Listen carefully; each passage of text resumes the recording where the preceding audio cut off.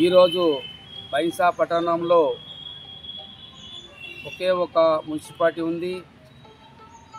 అందులో దగ్గర మా దళిత్ సోదరులే పని చేస్తారు. కాబట్టి మేము చాలా రోజుల నుంచి చూస్తున్నాం, నజరందా చేస్తూ వస్తున్నాం. కానీ నిజాయితీ చూస్తే దళితుల పైన అన్యాయం జరుగుతుందని తెలిసింది. కాబట్టి మేము ఈరోజు మొన్న ఇక్కడ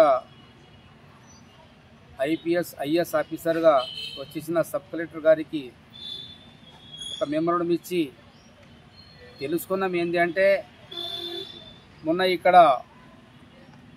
నిరాహార దీక్ష జరిగినప్పుడు ఏదో అనుకున్నాం, కానీ 16,500 రూపాయల జీతం ఉన్న తర్వాత మా గరీబోళ్లకు 12,000 జీతం అనుకొని అందులో 10,500 రూపాయలే చెల్లుతున్నాయి. 1,500 రూపాయలు పిఎఫ్గా కట్ చేసుకొని ఎలాంటి రికార్డులు లేదు. ఆ డబ్బులు ఎటు పోతున్నాయని మాకు ఒకటి కరెక్ట్ ఇన్ఫర్మేషన్ కావాలి. రెండవది, బైంసా మున్సిపాలిటీలో దగ్గర 104 మంది పనిచేస్తున్న నాయకులు, పనిచేస్తున్న కార్మికులు, దళితులు, మైనారిటీలు, బీసీ కార్మికులు మరి 2,500 రూపాయల చొప్పున ఏదో మాకు 16,000 రూపాయలు జీతం కావాలని జమ చేసి ఇచ్చిన 4 పేర్లు ఉన్నాయి. దాంట్లో ఆ 4 పేరు ఎలాంటి జమ చేశారో ఆ డబ్బులు రిటర్న్ చేసి మరి ఆ 4 జమ చేసి ఎవరికి ఇచ్చిండ్రో వాళ్ళ మీద కఠినంగా చర్య తీసుకోవాలా.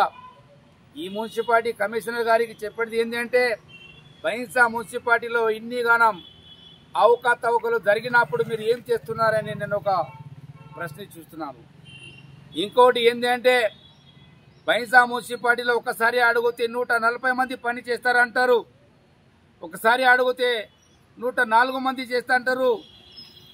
ఆడ పరిష్కారం చేస్తే 70-80 మంది ఉన్నారు. మిగిలిన డబ్బులు ఎటు పోతున్నది అని మేము ఒకటి తెలుసుకోవాలని మనవి చేస్తున్నాము.